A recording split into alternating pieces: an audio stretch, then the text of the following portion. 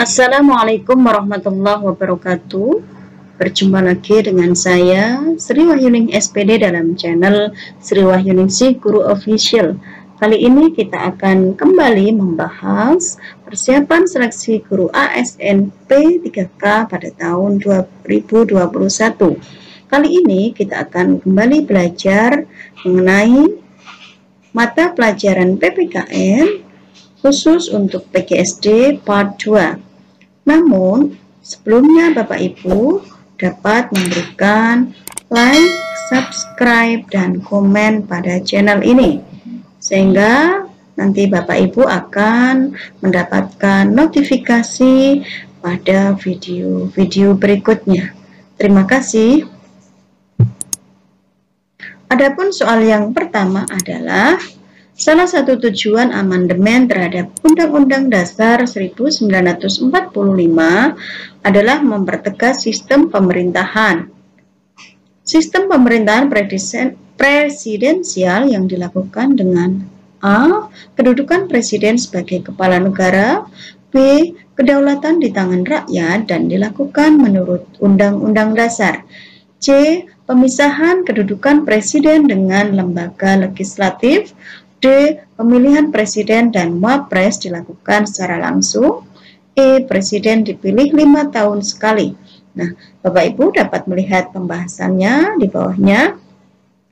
Tujuan amandemen UUD 1945 adalah menyempurnakan aturan dasar mengenai jaminan konstitusional dan kewajiban negara dalam mewujudkan kesejahteraan sosial, mencerdaskan kehidupan bangsa, menegakkan etika, moral, dan solidaritas dalam kehidupan bermasyarakat, berbangsa, dan bernegara. Dalam rangka mempertegas sistem presidensial, maka salah satu amandemen UUD adalah pemilihan presiden dan wapres dilakukan secara langsung. Jawaban yang tepat adalah D, yaitu pemilihan presiden dan wapres dilakukan secara langsung. Soal berikutnya. Berikut ini merupakan kelemahan sistem pemerintahan presidensial yang pernah berlaku di Indonesia pada era reformasi, yaitu A. Badan eksekutif lebih stabil kedudukannya karena tidak tergantung pada parlemen. B. Masa jabatan badan eksekutif lebih jelas dengan jangka waktu 5 tahun. C. Penyusunan program kerja kabinet mudah disesuaikan dengan jangka waktu masa jabatannya. D. Terlalu banyaknya partai politik yang menyebabkan partai politik lebih banyak mementingkan partainya sendiri. E. Legislatif bukan tempat kaderisasi untuk jabatan-jabatan eksekutif karena dapat diisi oleh orang luar termasuk anggota parlemen sendiri. Bapak Ibu dapat melihat pembahasan berikut dalam sistem pemerintahan yang pernah berlaku di Indonesia pada masa Orde Baru sampai era reformasi ada banyak kelebihan dan kekurangannya.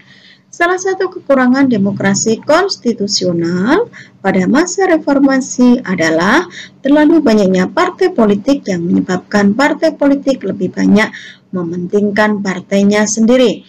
Jadi jawaban yang tepat adalah D, yaitu terlalu banyaknya partai politik yang menyebabkan partai politik lebih banyak mementingkan partainya sendiri.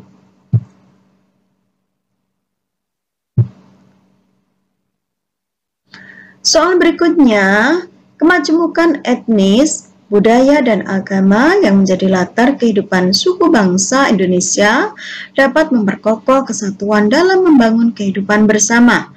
Namun, potensi konflik dapat selalu terjadi dan dapat diatasi dengan mengembangkan konsensus. Hal ini mencerminkan bahwa Pancasila berfungsi sebagai titik-titik. A. Ideologi konstitusional, B. Ideologi federalistik, C. Ideologi persatuan, D. Ideologi terbuka, dan E. Ideologi kesatuan. Mari kita lihat bersama-sama pembahasan berikut ini. Nilai persatuan mengandung arti ke arah bersatu dalam kebulatan rakyat untuk membina nasionalisme dalam rangka nilai persatuan Indonesia yang demikian ini merupakan suatu proses untuk menuju terwujudnya nasionalisme. Dengan modal dasar nilai persatuan, semua warga Indonesia baik yang asli maupun keturunan asing dan dari macam-macam suku bangsa dapat menjalin kerjasama yang erat dalam mewujudkan gotong royong dan kebersamaan. Jawaban yang tepat adalah C, yaitu ideologi persatuan.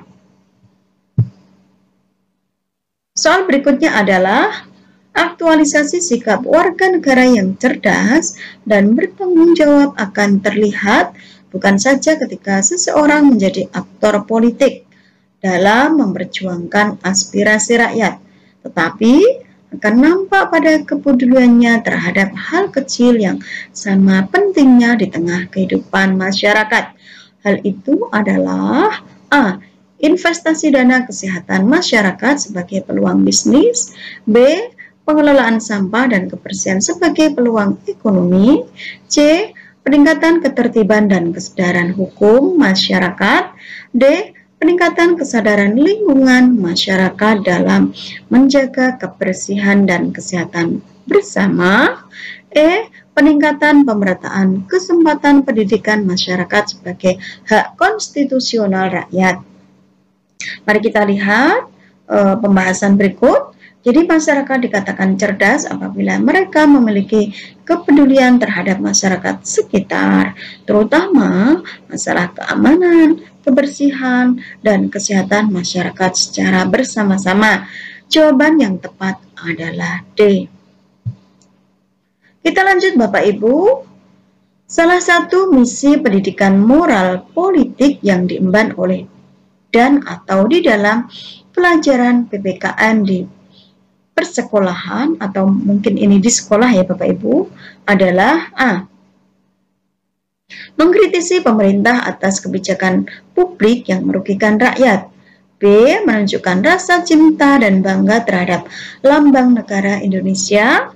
C. Berjuang keras sebagai politisi agar dapat menjadi anggota DPR.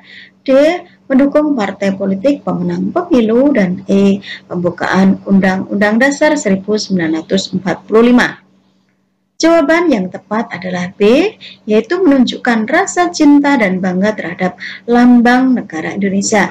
Jadi kita sebagai warga Indonesia, kita harus menunjukkan rasa cinta tanah air atau nasionalisme serta bangga terhadap lambang negara Indonesia karena proses perjuangan oleh para pejuang kita dalam menegakkan lambang negara Indonesia itu dengan mengorbankan darah, jiwa, nyawa, dan harta. Kita lanjut soal berikutnya. Kegiatan akhir dalam setiap proses pembelajaran dalam melakukan evaluasi. Adapun prinsip-prinsip khusus dalam melaksanakan evaluasi pembelajaran PPKN di SD adalah sebagai berikut, kecuali A. Hasil evaluasi hanya sebagai penunjuk gejala, B. Pengukuran dengan indikator kognitif, C. Makin banyak indikator semakin mendekati keadaan sebenarnya, D. Lebih menekankan pada kepentingan siswa, dan E. Pengukuran ranah kolektif. Jawaban yang tepat adalah B, yaitu pengukuran dengan indikator kognitif. Jadi Bapak Ibu, kita masih ingat, jadi dalam indikator mencangkup 3 aspek, yaitu ada kognitif, lalu keterampilan, dan yang ketiga adalah aspek afektif atau sikap. Jadi ini yang ditanyakan adalah kecuali, yaitu pengukuran dengan indikator kognitif atau pengetahuan. Kita lanjut nomor berikutnya. Masih semangat ya Bapak Ibu? Dalam pembelajaran PPKN SD dapat diterapkan suatu strategi yang menekankan pada sikap atau perilaku bersama dalam kerjasama atau membantu di antara sesama dalam struktur kerja yang memecahkan masalah bersama. Hal ini merupakan penerapan metode titik-titik. A. Bermain peran, B. Value, clarification teknik atau VCT, C. Sosiodrama, D. Metode proyek, dan E. Cooperative learning. Jawaban yang tepat adalah B, yaitu value clarification teknik. Jadi teknik klarifikasi tentang nilai-nilai. Nilai-nilai di sini merupakan nilai-nilai value atau nilai-nilai kepribadian. Kita lanjut Bapak Ibu, dalam pembelajaran PKN ada pendekatan nilai, norma, dan moral Pancasila yang dapat digunakan guru untuk memudahkan siswanya dalam belajar. Adapun yang dimaksud dengan pengertian moral itu sendiri adalah tatanan aturan hukum yang menggali sesuatu yang sudah memiliki kekuatan normatif atau kekuatan lain, dianut dan diterima serta dilaksanakan masyarakat. B. Prinsip-prinsip benar dan salah mengenai tingkah laku. C. Pola sikap yang sudah mempribadi atau mapan. D. Impresi keyakinan yang harus dipatuhi oleh penganutnya. E. Sesuatu yang berharga yang dianggap bernilai, adil, baik, benar, dan indah serta menjadi pedoman atau pegangan diri. Jadi jawaban yang tepat adalah E, yaitu sesuatu yang berharga, yang bernilai, adil, baik, benar, dan indah, serta menjadi pedoman atau pegangan diri. Jadi di dalam pembelajaran PKN ada pendekatan nilai, norma, dan moral Pancasila. Jadi ini sesuatu yang berharga serta bernilai karena norma itu merupakan aturan yang berlaku, yang adil, baik, dan benar yang harus dipatuhi oleh setiap orang serta menjadi pedoman atau pegangan diri. Kita lanjut soal berikutnya.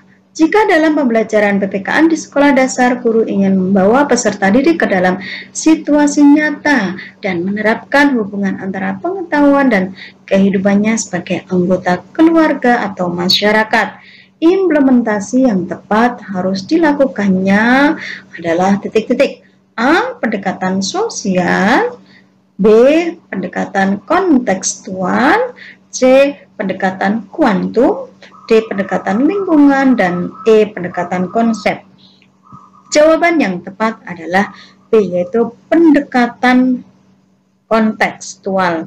Jadi sebuah pendekatan yang menerapkan hubungan antara pengetahuan dengan kehidupan sebagai anggota keluarga dan masyarakat.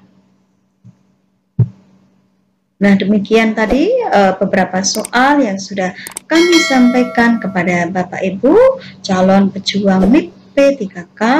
Jangan lupa Bapak Ibu untuk memberikan like, subscribe, dan komen pada video ini, sehingga nanti Bapak Ibu akan mendapatkan notifikasi untuk video-video berikutnya. Semoga dapat memberikan manfaat kepada Bapak Ibu, dan saya doakan semoga Bapak Ibu dapat lolos mengikuti seleksi tes P3K pada tahun ini, yaitu tahun 2021. Terima kasih atas perhatiannya. Mohon maaf atas segala kesalahan dan kekurangan. Wassalamualaikum warahmatullahi wabarakatuh.